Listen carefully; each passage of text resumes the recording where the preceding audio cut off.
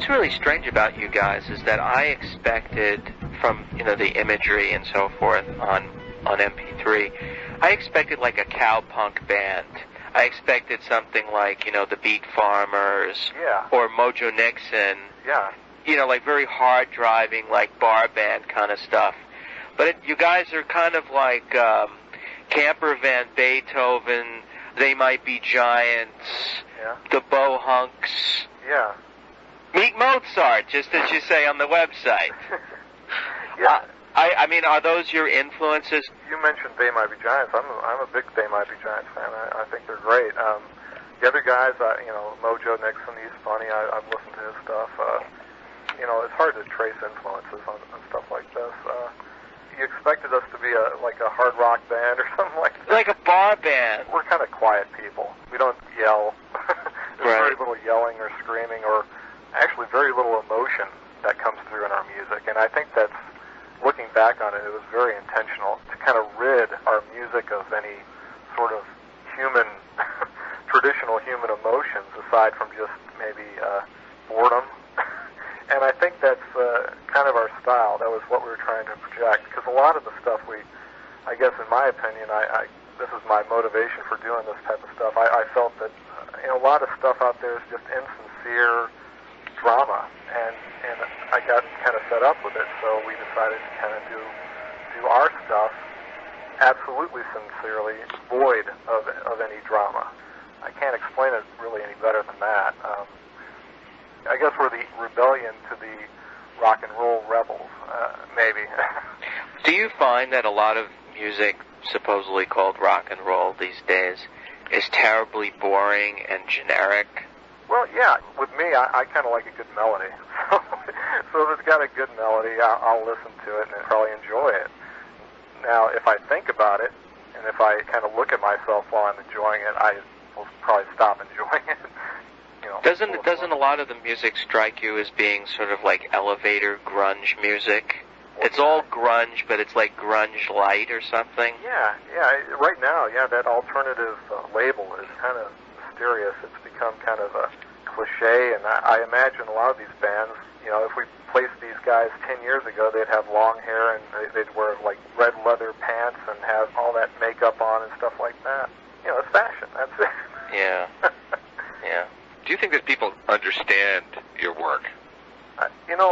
When we did it, I certainly didn't understand it. As we do it now, when we write songs, I kind of understand what we're doing.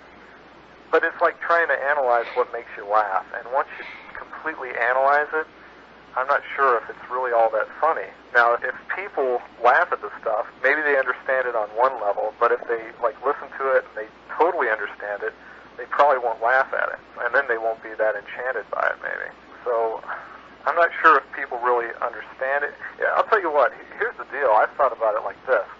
We did this to entertain ourselves. The music actually is a byproduct of our entertaining ourselves, which nobody else can really see. All the stuff that went on while we recorded it, what inspired us to write it, all the stuff that we did while we came up with this stuff, that's actually the art, to me. And the music is kind of a byproduct of what happened there. So everybody can listen to the music, but they can't see what really inspired us to do it. And that's hard to communicate. Like I said, we did it for ourselves, and that's really something that there's a wall, I guess, that people can't see through. You've been listening to part 3 of our conversation with Big Poo Generator. Stay tuned for more of The Real Web.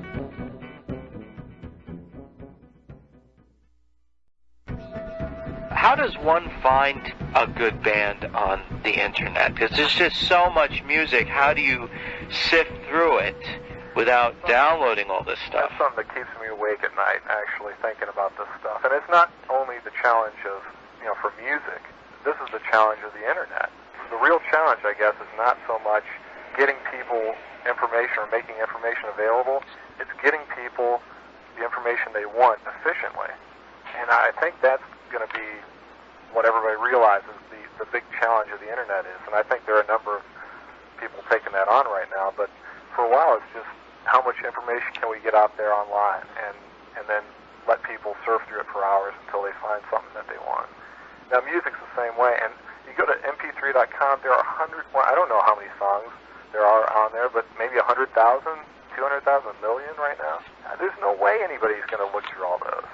So I guess the challenge is to find a source that you trust to point out what they think is good. And if you seem to see eye to eye with that person who's making those selections, well, there you go. Then maybe you have a way of finding something that you'll like in a more efficient manner than just going through every song on the net. Now, mp3.com is just one site. There are thousands of sites out there with downloadable music, streaming music. It's overwhelming, and maybe the challenge for the music industry is to find a way to filter content online. And of course, I'm speaking from a band that would be filtered out probably in most filtering systems. We'd be the garbage that gets thrown out. I think that's the big challenge for music as well as all information, is to get people the stuff they want quickly and efficiently. It's tough for the artists, too, because, you have more than a handful of MP3 hosting sites, and you've got to upload a copy to each and every one of those, Oh, yeah. Well, we pretty much just did mp3.com. I mean, it was the one in the forefront for downloadable music by independent bands. For a while, I did upload songs to other sites, but I've lost track of those, to tell you the truth. I'm sure there are great sites out there, and for downloadable music, but I just stuck with mp3.com. Although all the other sites seem to be free, you can upload your music for free. It's just too time-consuming to do that. There's a business opportunity for hey, you upload your copy to us, and we'll put it everywhere. Oh, hey, that would be a good idea. Wouldn't that be a neat idea? Yeah, but again, you're just going to be dealing with the competition of thousands and thousands of bands. Again, it comes down to knowing the right people and networking and so forth.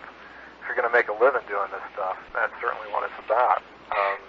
But for the people that just do it for fun, I mean, my gosh, there are great artists that are down at number 10,005 on the charts, There's no way anybody's ever going to hear those people. And it's kind of sad, but that's the reality of it. I guess the point is to do it for yourself. Make the music for yourself to enjoy, and if other people find it, that's great.